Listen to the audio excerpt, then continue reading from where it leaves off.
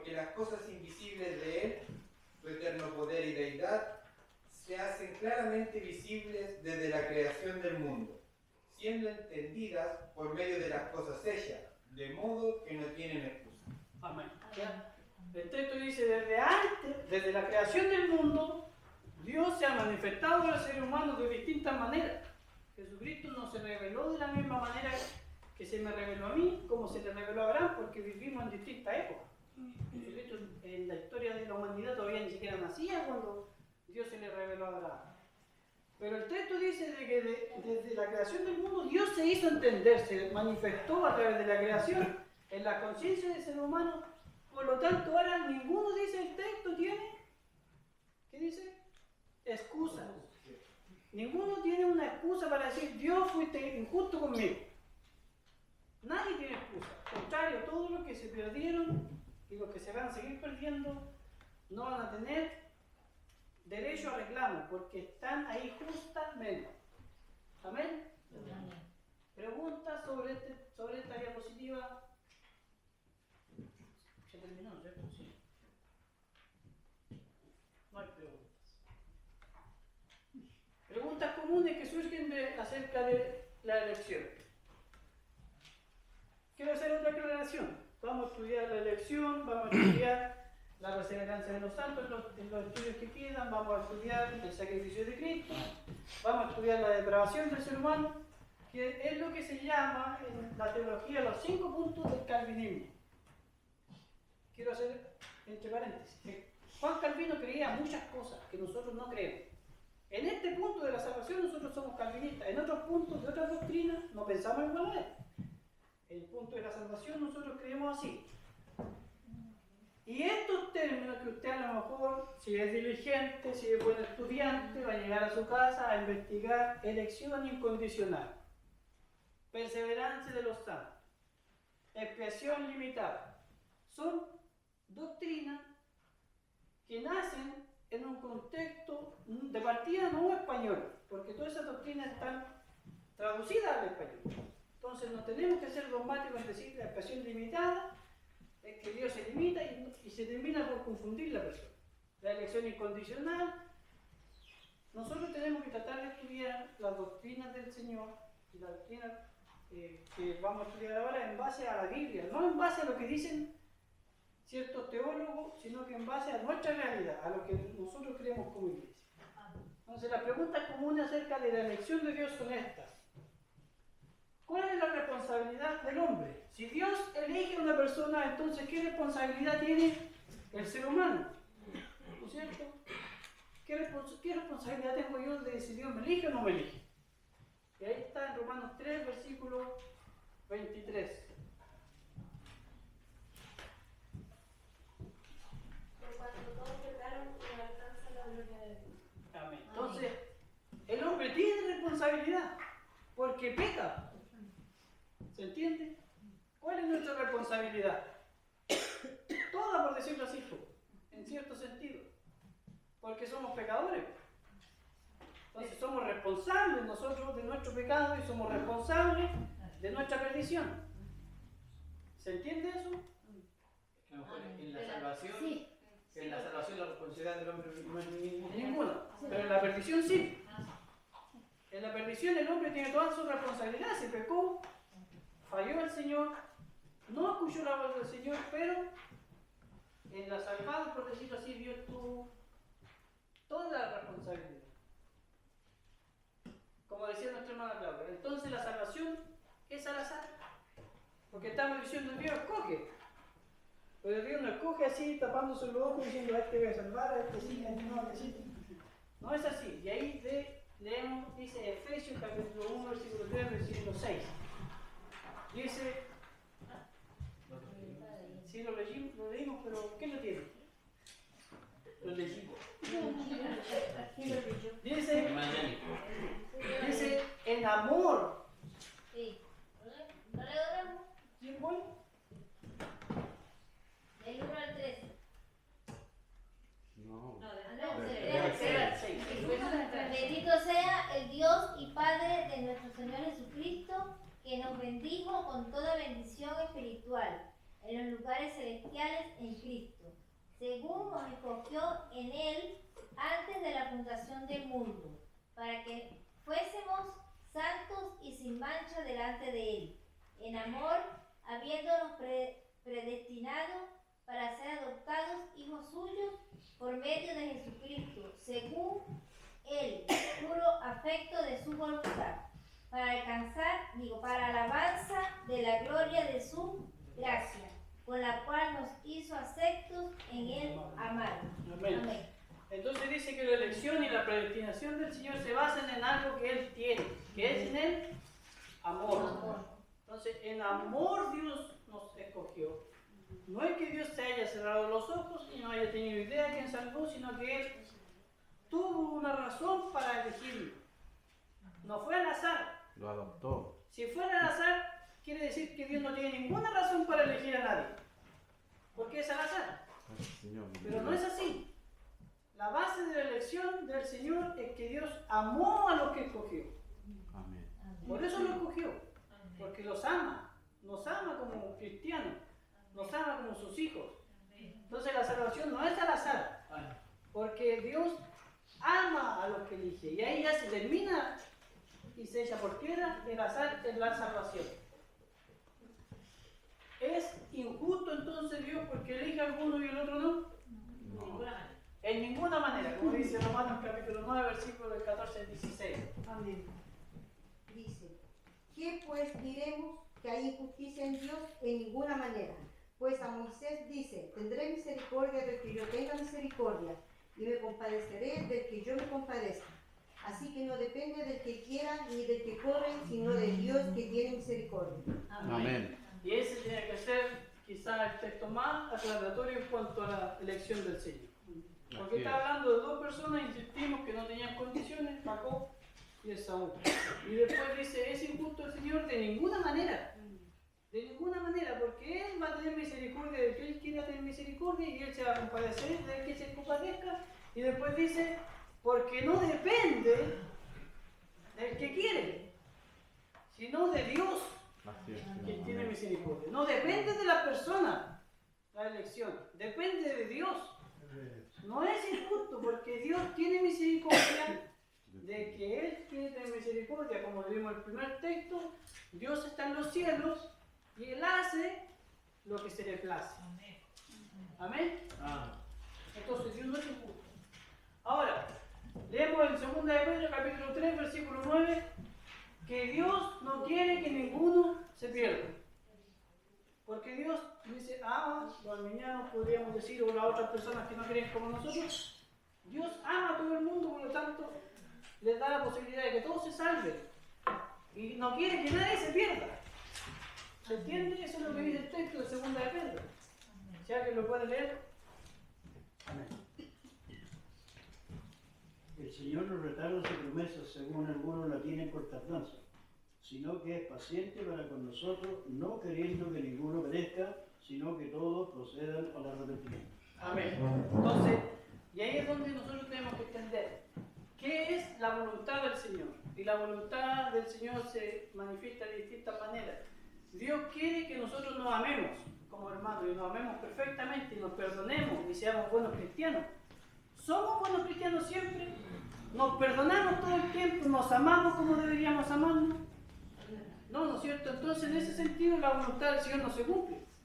Porque hay distintos tipos de voluntad del Señor. Hay cosas que Dios las dice, que se van a hacer y se hacen. Pero hay otras cosas que Dios las desea porque Él desea el bien de los cristianos. Pero por su propio pecado, por nuestro propio pecado, no se cumplen. Porque no están dentro de ese tipo de voluntad del Señor. Y ahí es donde está hablando la palabra del Señor. Hay una voluntad del Señor que es el deseo, por decirlo así, de que todos se salvaran. Porque Él no odia al hombre. Él odia el pecado. Por lo tanto, Él odia al hombre que peca. Si lo vamos a, por decirlo de alguna manera. En su deseo, como Dios quisiera de que el ser humano no se perdiera en ese tipo de voluntad. Pero hay otra voluntad del Señor que es, a esto no nos voy a salvar. Y se termina cumpliendo ese tipo de voluntad del Señor. Y por último, ¿por qué predicamos entonces? Porque esa es otra pregunta que nace naturalmente. Si Dios escogió antes de la fundación del mundo a todos los que van a ser salvos, ¿para qué salimos a predicar? Un mecanismo para hacerlo. Porque tiene un mecanismo para hacerlo. Pero es razonable la pregunta, ¿no es cierto? Dios en su soberana voluntad decidió salvar a todos los que son salvos, desde Adán hasta el último ser humano que existe en la tierra. Dios ya sabe quiénes van a ser salvos, Dios ya los escogió, ¿no es cierto? ¿Sí o no? Sí. Amén. Amén. Entonces, ¿para qué vamos a predicar? El próximo domingo de predica, ¿para qué vamos a ir a predicar nosotros? Si ya sabemos que Dios nos escogió todo. ¿Van a llegar sí o sí? Pero no porque lo mandó el Señor. Esa es otra razón. La del hermano Abraham. Dios usa a los seres humanos para la expansión del Evangelio. Y ahí es donde lamentablemente el calvinismo pierde el sentido más espiritual en cuanto a la predicación del Evangelio, porque muchos dicen, Dios ya lo escogió, entonces ¿para qué voy a ir a predicar?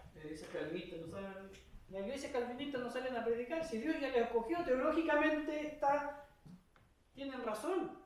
Si la razón lo dice y la Biblia lo dice, Dios ya lo escogió, Dios ya lo predestinó, ya van a ser salvos, pase lo que pase, la voluntad del Señor no se va a torcer.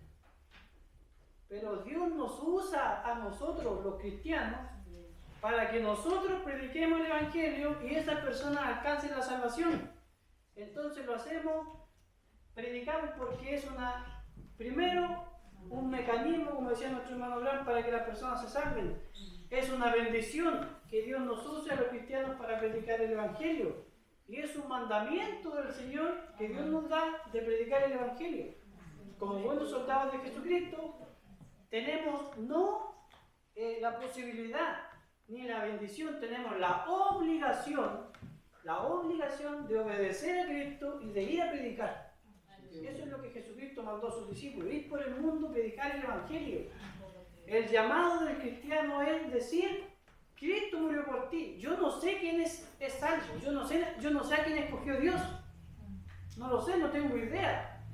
En mi mente humana no está el saber quiénes van a ser salvos. Mi deber y mi obligación es predicar el Evangelio. Y Dios elige, y Dios hace el resto, y Dios llama a la persona a través de su Espíritu Santo.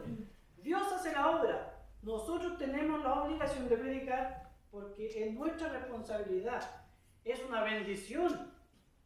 Es una bendición que usted tiene el predicar el Evangelio. Amén. Que una persona llegue a Cristo por su predicación dice la palabra del Señor, que hay gozo en el cielo cuando un pecador se arrepiente. Hay gozo también cuando hay una persona que predica el Evangelio para que esa persona se arrepienta. Dios podría haber enviado un ángel a predicar y listo, ya todos los que van a ser salvos se salvan. Lo otro que en cuanto uno quisiera que la familia de uno llegara al Evangelio, pero tampoco depende. Claro. Claro. Hay un versículo que En otra en ley. 1 Corintios 1:21 dice: pues ya en la sabiduría de Dios, el mundo no conoció a Dios mediante la sabiduría. Dice, agradó a Dios salvar a los creyentes por la locura de la predicación. Amén. Amén. Amén. Entonces, a Dios le agradó que las personas sean salvas por la locura de la predicación. Y nosotros predicamos el Evangelio. Amén. Amén. Amén. ¿Por qué predicamos? Porque es una bendición, porque es un llamado, es nuestra responsabilidad. Es la forma que Dios nos usa. De esa manera nosotros crecemos espiritualmente. De esa manera el cristiano crece espiritualmente cuando predica el Evangelio. Y no estoy hablando solo de exponer un texto, un tema, hacer un estudio y predicar en la iglesia. Es hablarle al amigo, es hablarle al vecino, a la persona que no conoce a Cristo. Así es como nosotros creemos. Entonces esa es la razón de por qué predicamos. En conclusión, la elección a nosotros debe darnos gozo. Obvio. Dios me escogió a mí cuando podría no haberlo hecho. Pero Él en su misericordia me escogió a mí. Me escogió a la hermana Eli, hermano Johnny, hermano Pedro, a todos los que Dios escogió. Deberíamos entender que Dios podría no habernos escogido, pero en su soberana misericordia nos escogió. Entonces debería darnos gozo. Y segundo, es que la elección muestra los atributos del Señor. Hay otra conclusión, a lo mejor usted tiene otra, a ver si la puede compartir. Pero en mí quedó de que Dios muestra en su elección el amor. porque Dios nos predestinó en amor, ¿no es cierto? Muestra que Él tiene una voluntad para hacerlo. Dios tiene un atributo que es su voluntad. ¿Cuál es la voluntad del Señor en el caso de nosotros habernos salvado? Dios muestra su perdón para todos los que pecaron, por cuanto todos pecaron, todos estaban destituidos de la gloria de Dios. Pero Dios muestra su misericordia en habernos rescatado, en habernos perdonado. Y así Dios muestra su atributo en la elección. No es solo que Dios nos escoja, sino que Dios nos escogió, nos predestinó, como decía nuestro hermano Pablo, nos santificó, nos justificó, nos glorificó, nos tiene un lugar en los cielos, como dice el libro de Efesios, nos ha bendecido ya con toda bendición espiritual en lugares celestiales en Cristo Jesús. Entonces, conclusiones para mí es que Dios, la elección y la doctrina de la elección debe darnos gozo y nos muestra los atributos de nuestro Creador. Amén. Consultas, preguntas, conclusiones, alguna votación que usted pueda hacer. Acá nos dice, porque de tal manera amó Dios al mundo. Esa es una forma que tienen de decir que es para todos. Claro. Sí, porque dijo el punto de salvación se va a hacer que no, porque Dios nos amó. Pero también amó a todo el mundo, por eso mandó a Jesús, entonces lo amó más. ¿O? Es que el texto dice, porque de tal manera amó Dios al mundo entero. Eso es. Pero después dice, para que todo aquel que cree sea salvo. O sea, no van a ser todos salvos. Van a ser salvos solo los que creen en Jesucristo. A pesar de que Dios ha llamado a todo el mundo, van a ser salvos todos los que creen en Jesucristo. El texto lo dice clarito, porque de tal manera amó Dios al mundo. Y el texto no dice para que todo aquel que en él crea, el texto dice para que todo aquel que en él esté creyendo, que es diferente, no es lo mismo. El texto en el griego dice, porque de tal manera amó Dios al mundo, para que todo aquel que en él esté creyendo, porque lo que nosotros hacemos no es que creemos en el pasado y decimos yo acepté a Cristo como mi Salvador y dejo de creer. No, ¿no es cierto? No. Yo creí en Jesucristo, creo y seguiré creyendo. Por eso dice para que todo aquel que en él esté creyendo sea salvo. Amén. ¿Alguna? Por favor, comenten, hermanos, si tienen alguna acotación que hacer. Hermano, que mucha gente dice, yo creo en Dios, pero no solo creo. No. Claro, dice, vamos a estar los que creen, pero no es solo eso. En que vamos tratando de llevar el camino que nos manda el Señor. Hace su voluntad. Amén. Dice, no, yo creo en Dios, yo no soy malo. Ahí es donde se mete un poco el arminianismo en las personas. Yo creí y yo voy a ser salvo por ser buena persona. No. Por las obras. Por la obra. No. Usted es salvo porque soy bueno. No. Nosotros somos salvos porque Dios nos salvó a pesar de nuestro pecado. Y no basta con que nosotros hayamos hecho una confesión de fe y decir, yo creí en Jesucristo. Dije un día, confieso a Jesucristo como mi Salvador, por lo tanto de ahí en adelante soy salvo. La Biblia no dice eso, la Biblia dice de que el creyente demuestra su fe constantemente. No es por una decisión que usted hizo hace un mes, hace un año, hace 2, hace 5. Es por una forma de vivir que usted vive el Evangelio y cree en Jesucristo, está creyendo actualmente. Bueno, Juan Pablo también, como decíamos, pese a la elección y todo, tenemos que predicar, inclusive Pablo nos exhorta que no es solo predicar, es sufrir por causa de las personas que se van a salvar, lo cual no implica que nosotros, nuestros méritos vayan en la salvación, pero es sacrificarnos también por nuestros familiares o por el alma que se va a salvar, que no es solo predicar, sino que implica más que eso. Amén. El predicar no es... pues, lo que trato de entender yo es que la predicación conlleva mucho más que solo decir algo. Conlleva un sacrificio. Amén. Dudas, consultas, acotaciones. En el próximo estudio vamos a ver cuál era el estado del ser humano antes de ser salvo, antes de que Dios lo escogiera. Antes de que nosotros fuéramos salvos, teníamos un estado. ¿Cuál era ese estado?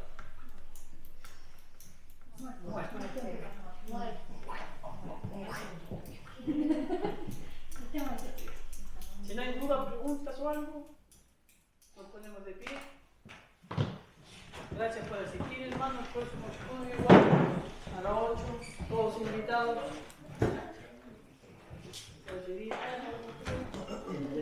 A nuestra hermana Elizabeth, si nos puede pedir la bendición. Padre Santo, en esta tarde, Señor, vamos delante de su presencia. Gracias, Para darle Señor. las gracias primeramente por su palabra, Señor. Amén. Gracias, Padre, porque usted cada viernes nos enseña también a través de nuestros hermanos. Señor bendito. Amén. Amén. Pedimos también que usted cada día le dé su gracia, Señor, con el entendimiento también. Gracias también a nosotros, Señor, para poder entender de manera clara su palabra, Señor. Gracias porque podemos aprender a través de ella, nos da claridad a nuestra vida también, Padre Santo. Te bendiga a todos los que hemos podido asistir a este servicio, Señor. A los que no le pudieron llegar también, usted les bendiga, Amén. Señor. Del próximo estudio también podamos ser mucho más, Padre Santo. Gracias. Que nos regrese a nuestro hogar, hogares guardados y bendecidos, Señor. En el nombre del Padre, Hijo y Espíritu Santo. Amén. Demos gloria al Señor.